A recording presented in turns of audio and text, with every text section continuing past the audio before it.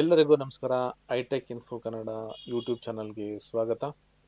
ಇದು complete power B I DAX basic to advance series.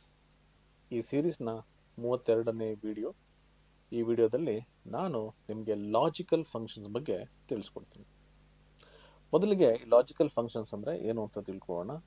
Logical functions ಅಂತಂದರೆ ಇದು ನಮಗೆ ಒಂದು ಕಾಲಮಿಂದ ಯಾವ್ದಾರ ಒಂದು ಕಂಡೀಷನ್ಸ್ ಹಾಕಿ ಅದರಿಂದ ರಿಸಲ್ಟ್ಸ್ ತಗೋಬೇಕು ಅಂತಂದಾಗ ನಾವು ಈ ಲಾಜಿಕಲ್ ಫಂಕ್ಷನ್ಸನ್ನು ಯೂಸ್ ಮಾಡ್ತೀವಿ. ಮತ್ತು ಇದು ನಮಗೆ ಡಿಸಿಷನ್ ಮಾಡೋದಕ್ಕೆ ಯಾವ್ದಾರ ಒಂದು ಮೆಷರ್ಸ್ ಅಥವಾ ಕ್ಯಾಲ್ಕುಲೇಟ್ ಕಾಲಮ್ಸಲ್ಲಿ ಯಾವ್ದಾರ ಒಂದು ಡಿಸಿಷನ್ ತೊಗೊಳ್ಳೋದಕ್ಕೆ ಟ್ರೂ ಅಥವಾ ಫಾಲ್ಸ್ ಅನ್ನೋ ರಿಸಲ್ಟ್ಸನ್ನು ತೊಗೊಳ್ಳೋದಕ್ಕೆ ನಾವು ಈ ಲಾಜಿಕಲ್ ಫಂಕ್ಷನ್ಸನ್ನು ಯೂಸ್ ಮಾಡ್ತೀವಿ. ಬನ್ನಿ ಯಾವುದೆಲ್ಲ ಫಂಕ್ಷನ್ಸ್ ಇದೆ ಈ ಲಾಜಿಕಲ್ ಫಂಕ್ಷನ್ಸಲ್ಲಿ ನೋಡೋಣ.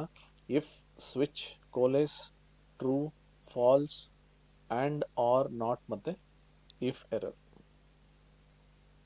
ಸೊ ಇಷ್ಟು ಫಂಕ್ಷನ್ಸು ನಾವು ಇವತ್ತು ಯಾವ ರೀತಿ ಇದು ನಮಗೆ ಯೂಸ್ ಆಗುತ್ತೆ ಅಂತ ನೋಡೋಣ. ಜೊತೆಗೆ ನಾನು ನಿಮ್ಗೆ ಹೇಳ್ದಂಗೆ ಎಲ್ಲ ಫಂಕ್ಷನ್ಸ್ಗೂ ನಾನು ಲಿಂಕ್ಸ್ಗಳನ್ನು ಕೊಟ್ಟಿರ್ತೀನಿ. ನೀವು ಕ್ಲಿಕ್ ಮಾಡಿದ್ರೆ ಇದು ಮೈಕ್ರೋಸಾಫ್ಟ್ ವೆಬ್ಸೈಟ್ಗೆ ತೊಗೊಂಡೋಗುತ್ತೆ. ಇಲ್ಲಿ ನಿಮಗೆ ಪ್ರತಿಯೊಂದು ಫಂಕ್ಷನ್ಸ್ಗಳ ಸಿಂಟೆಕ್ಸ್, ಎಕ್ಸ್ಪ್ಲನೇಷನ್ ಮತ್ತು ಎಕ್ಸಾಂಪಲ್ಸ್ ಇರುತ್ತೆ. ನೀವು ಇನ್ನೂ ಹೆಚ್ಚಿನ ಮಾಹಿತಿಯನ್ನು, ಇನ್ನೂ ಹೆಚ್ಚಿನ ಸ್ಕಿಲ್ಸನ್ನು ತೊಗೋಬೇಕು ಈ ಒಂದು ಪರ್ಟಿಕ್ಯುಲರ್ ಫಂಕ್ಷನ್ಗಳಲ್ಲಿ ಅಂದರೆ ಈ ವೆಬ್ಸೈಟ್ಗೆ ವಿಸಿಟ್ ಮಾಡಿ ಇದನ್ನು ನೀವು ಇನ್ನೂ ಹೆಚ್ಚಿಗೆ ಕಲ್ತ್ಕೋಬೋದು. ಬನ್ನಿ ಇವಾಗ ನಾವು ಪವರ್ ಬಿ ಐ ವಿಂಡೋ ಹೋಗೋಣ. ನಮ್ಮ ಪವರ್ ಬಿ ಐ ಡೆಸ್ಕ್ಟಾಪಲ್ಲಿ ಆಲ್ರೆಡಿ ನಾನು ಒಂದು ಟೇಬಲನ್ನು ತೊಗೊಂಡಿದ್ದೀನಿ. ಈ ಟೇಬಲನ್ನು ಯೂಸ್ ಮಾಡಿಕೊಂಡು ಯಾವ ರೀತಿ ನಾವು ಈ ಕಂಡೀಷನಲ್ ಫಂಕ್ಷನ್ಸನ್ನು ಯೂಸ್ ಮಾಡ್ಬೋದು ಅಂತ ನೋಡೋಣ. ಮೊದಲಿಗೆ ಇಫ್ ಕಂಡೀಷನನ್ನು ನೋಡೋಣ. ನಾನು ನ್ಯೂ ಕಾಲಮನ್ನು ಕ್ಲಿಕ್ ಮಾಡ್ತೀನಿ. ನ್ಯೂ ಕಾಲಮ್ ಕ್ಲಿಕ್ ಮಾಡಿ ನಾನು ಏನು ಮಾಡ್ತೀನಿ, ಇಲ್ಲಿ ನನಗೆ ಈ ಸೇಲ್ಸ್ದು ಸ್ಟೇಟಸ್ ಬೇಕು. ಸೊ ಅದಕ್ಕೇನು ಮಾಡ್ತೀನಿ, ಫಂಕ್ಷನ್ ಇಫ್ ಸೇಲ್ಸ್ ವ್ಯಾಲ್ಯೂ ಅಕಸ್ಮಾತಾಗಿ ಗ್ರೇಟರ್ ದ್ಯಾನ್ 10,000 ಇದ್ದರೆ, ಓಕೆ, ನನಗೆ ಹೈ ಅಂತ ಬರಬೇಕು, ಇಲ್ಲಾಂದರೆ ಲೋ ಅಂತ ಬರಬೇಕು. ಎಂಟರ್ ಅಂತ ಕೊಡ್ತೀನಿ ನೋಡಿ. ಇವಾಗ ಅಕಸ್ಮಾತ್ ಎಲ್ಲೆಲ್ಲಿ ಟ್ರೂ ಇರುತ್ತೆ ಅಲ್ಲೆಲ್ಲ ಹೈ ಅಂತ ಬರುತ್ತೆ. ಎಷ್ಟು ಕೊಟ್ಟಿದ್ದೀನಿ, 1000. ಸಾರಿ, ಏನು ಮಾಡೋಣ ಅಂದರೆ ಇನ್ನೊಂದು 0 ಕೊಡ್ತೀನಿ. ನಾನು 1,000 ಅಂತ ಕೊಟ್ಟಿದ್ದೆ, ಅದಕ್ಕೆಲ್ಲ ಹೈ ಬಂದುಬಿಟ್ಟಿದೆ. ಇವಾಗ ನೋಡಿ 10,000 ಕೊಡ್ತೀನಿ. ಇವಾಗ ಎಲ್ಲಿವರೆಗೂ 10,000 ಇದೆಯೋ ಅಲ್ಲಿವರೆಗೂ ಹೈ ಅಂತ ಬರುತ್ತೆ, ಮಿಕ್ಕಿದ್ದೆಲ್ಲ ಲೋ ಅಂತ ಬರುತ್ತೆ. ಸಪೋಸ್ ನನಗೆ ಇನ್ನೂ ಒಂದು ರಿಸಲ್ಟ್ಸ್ ಬೇಕು. ನಾನು ನ್ಯೂ ಕಾಲಮ್ ಅಂತ ಕೊಡ್ತೀನಿ.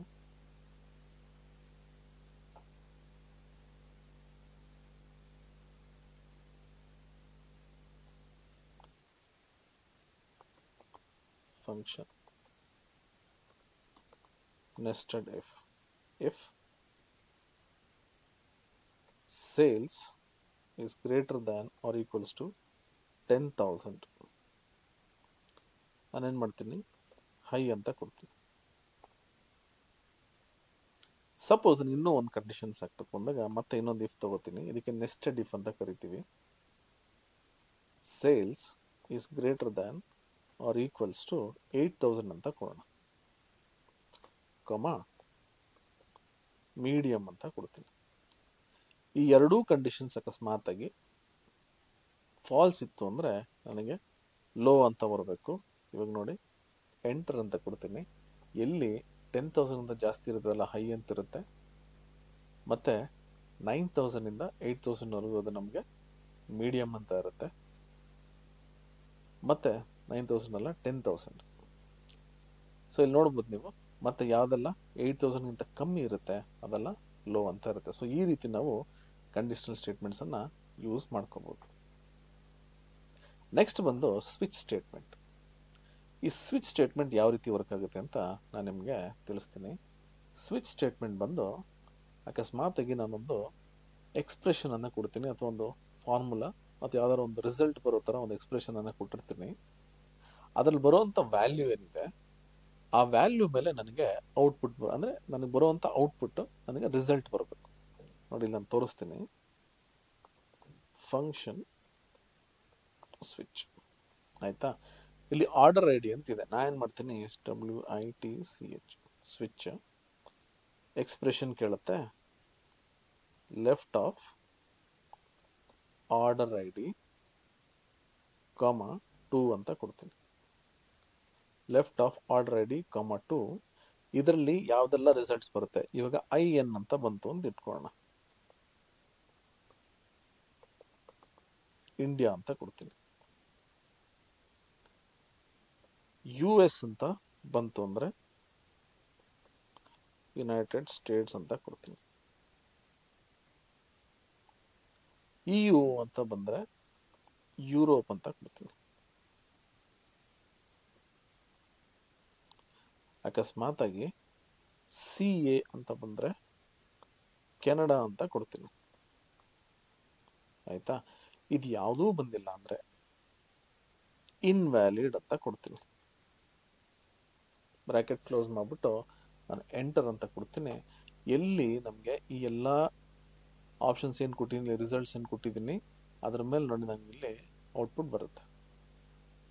ಬಟ್ ಎಲ್ಲೆಲ್ಲ ಬ್ಲ್ಯಾಂಕ್ ಇದೆ ನೋಡಿ, ಅಲ್ಲೆಲ್ಲ ಇನ್ವ್ಯಾಲಿಡ್ ಅಂತ ಬರುತ್ತೆ. ಅಂದರೆ INಗೆ ಇಂಡಿಯಾ ಅಂತ ಬರುತ್ತೆ, USಗೆ ಯುನೈಟೆಡ್ ಸ್ಟೇಟ್ಸ್, ಮತ್ತು EU ಇದ್ದರೆ ಯುರೋಪ್ ಅಂತ ಬರುತ್ತೆ, CA ಇದ್ದರೆ ಕೆನಡಾ ಅಂತ ಬರುತ್ತೆ. ಇದು ಬಿಟ್ಟು ಬಾಕಿ ಯಾವುದೇ ರಿಸಲ್ಟ್ ಬಂದರೂ ನಮಗೆ ಇನ್ವ್ಯಾಲಿಡ್ ಅಂತ ಬರುತ್ತೆ.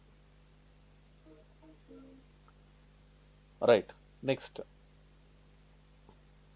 ನೆಕ್ಸ್ಟ್ ಬಂದು ಕೋಲೇಸ್ ಅಂತ ಇರುತ್ತೆ. ಈ ಕೋಲೇಸ್ ಯಾವಾಗ ಯೂಸ್ ಮಾಡ್ತೀವಿ ಅಂದರೆ, ಸಪೋಸ್ ನನಗೊಂದು ಕಾಲಮಿಂದ ರಿಸಲ್ಟ್ ಬರಬೇಕು. ಅಕಸ್ಮಾತ್ ಅದ್ರಲ್ಲಿ ಬ್ಲ್ಯಾಂಕ್ ಇತ್ತು ಅಂದರೆ ಅದಕ್ಕೆ ನೆಕ್ಸ್ಟ್ ನಾನು ಇನ್ನೊಂದೇನಾದ್ರು ಆಲ್ಟರ್ನೇಟಿವ್ ಕಾಲಮ್ ಕೊಟ್ಟಿರ್ತೀನಿ, ಅದರಿಂದ ರಿಸಲ್ಟ್ ಬರಬೇಕು.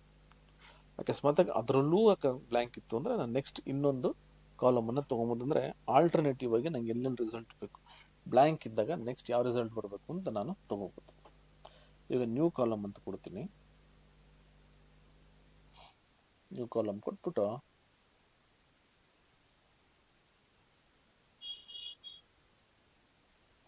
ಫಂಕ್ಷನ್ ಕೋಲೇಸ್. ಓಕೆ, ಸಿ ಕೋಲೇಸ್ ವ್ಯಾಲ್ಯೂ 1 ಅಂತ ಕೇಳುತ್ತೆ. ನಾನೇನು ಮಾಡ್ತೀನಿ, ಇಲ್ಲಿ ಕ್ಯಾಟಗರಿ ಅಂತ ಕೊಡ್ತೀನಿ, ಕಾಮ ನೆಕ್ಸ್ಟ್ ವ್ಯಾಲ್ಯೂ. ಅಕಸ್ಮಾತ್ ಇದರಲ್ಲಿ ಬ್ಲ್ಯಾಂಕ್ ಇತ್ತು ಅಂದರೆ ಸಬ್ ಕ್ಯಾಟಗರಿ ತೊಗೋಬೇಕು.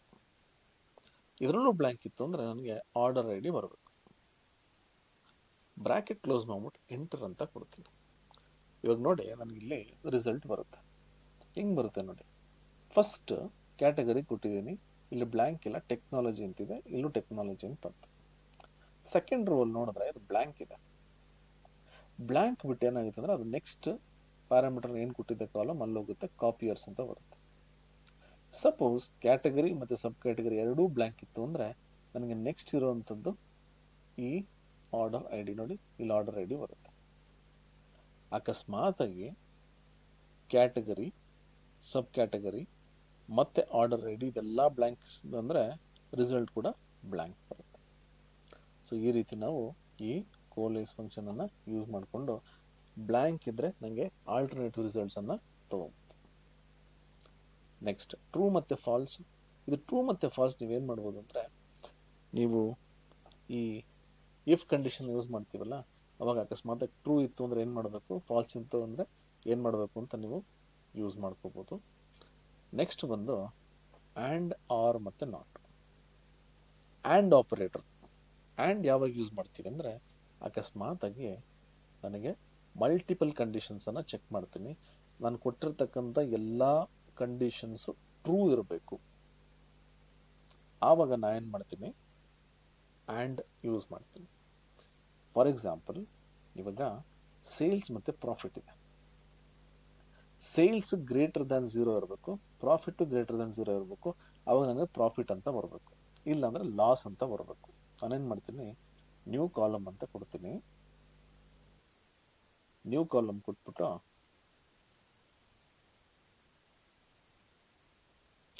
ಇಲ್ಲಿ ನಾನು ಏನು ಮಾಡ್ತೀನಿ, ನನಗೆ ಆ್ಯಂಡ್ ಇಫ್ ಆ್ಯಂಡ್ ಅಂತ ಕೊಟ್ಟು ಮಲ್ಟಿಪಲ್ ಕಂಡೀಷನ್ಸನ್ನು ತಗೋತೀನಿ. Sales greater than 0, profit greater than 0. So ಎರಡೂ ಕಂಡೀಷನ್ಸ್ ಅಕಸ್ಮಾತಾಗಿ ಟ್ರೂ ಇತ್ತು ಅಂದರೆ ನನಗೆ ಪ್ರಾಫಿಟ್ ಅಂತ ಬರಬೇಕು, ಇಲ್ಲಾಂದರೆ ಲಾಸ್ ಅಂತ ಬರಬೇಕು. ಎಂಟರ್.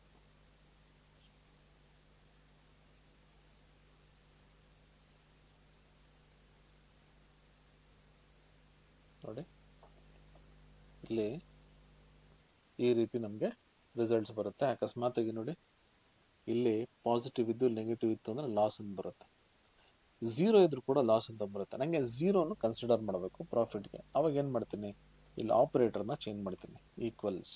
ನೋಡಿ ಇಲ್ಲಿ ಹೋಗ್ಬಿಟ್ಟು ಈಕ್ವಲ್ಸ್. ಸೊ ಈ ರೀತಿ ಕೊಟ್ಟಾಗ ಎರಡೂ ಕಡೆ ಝೀರೋ ಇದ್ದರೆ ನನಗೆ ಪ್ರಾಫಿಟ್ ಬರುತ್ತೆ.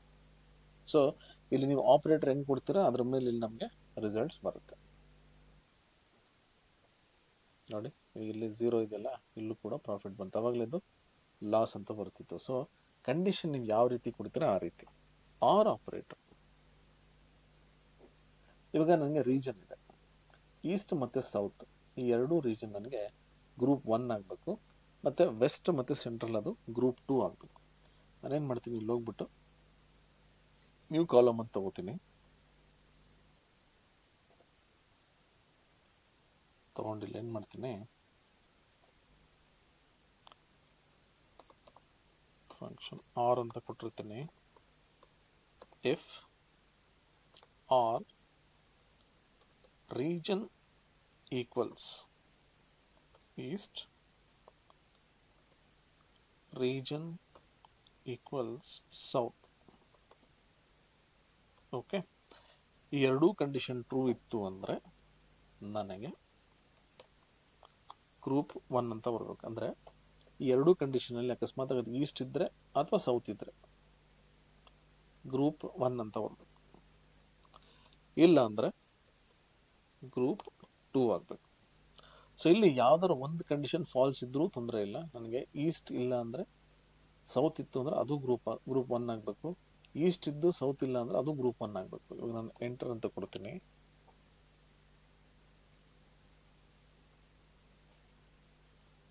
ಸೊ ಇಲ್ಲಿ ಈಸ್ಟ್ ಅಥವಾ ಸೌತ್ ನನಗೆ ಗ್ರೂಪ್ 1 ಆಗುತ್ತೆ, ವೆಸ್ಟ್ ಅಥವಾ ಸೆಂಟ್ರಲ್ ನನಗೆ ಗ್ರೂಪ್ 2 ಆಗುತ್ತೆ. ಸೊ ಈ ರೀತಿ ನಾವು ಈ ಆರ್ ಆಪರೇಟರ್ನ ಯೂಸ್ ಮಾಡ್ಕೋಬೋದು.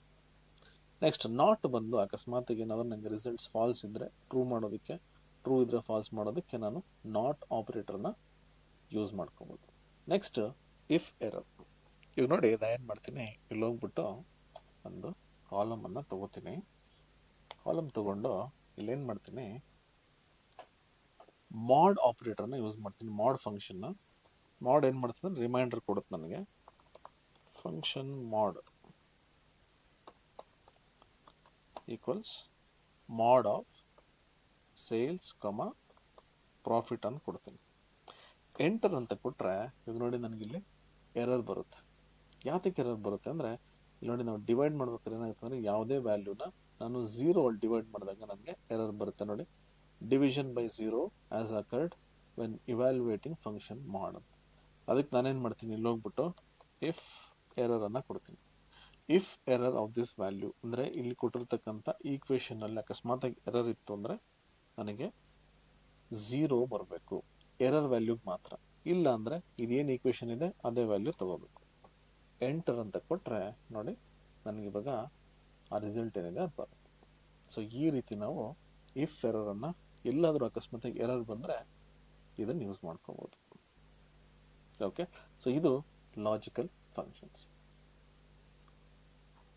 ಸೊ ಇವಾಗ ಯಾರಾದರೂ ಡೇಟಾ ಅನಾಲಿಟಿಕ್ಸ್ ಅಥವಾ ಡೇಟಾ ಸೈನ್ಸಲ್ಲಿ ಒಂದು ಒಳ್ಳೆ ಕೆರಿಯರನ್ನು ಮಾಡ್ಕೋಬೇಕು ಅಂತಿದ್ರೆ ದಯವಿಟ್ಟು ಸ್ಕ್ರೀನ್ ಮೇಲೆ ಕೊಟ್ಟಿರ್ತಕ್ಕಂಥ ನಂಬರ್ಗೆ 906660787993ಕ್ಕೆ ಕಾಲ್ ಮಾಡಿ enquiry@ITSINCಗೆ ನೀವು ದಯವಿಟ್ಟು ಮೇಲ್ ಮಾಡಿದ್ರೆ ನಿಮಗೆ ಹೆಚ್ಚಿನ ಮಾಹಿತಿಗಳನ್ನು ನಾವು ತಿಳಿಸ್ಕೊಡ್ತೀವಿ.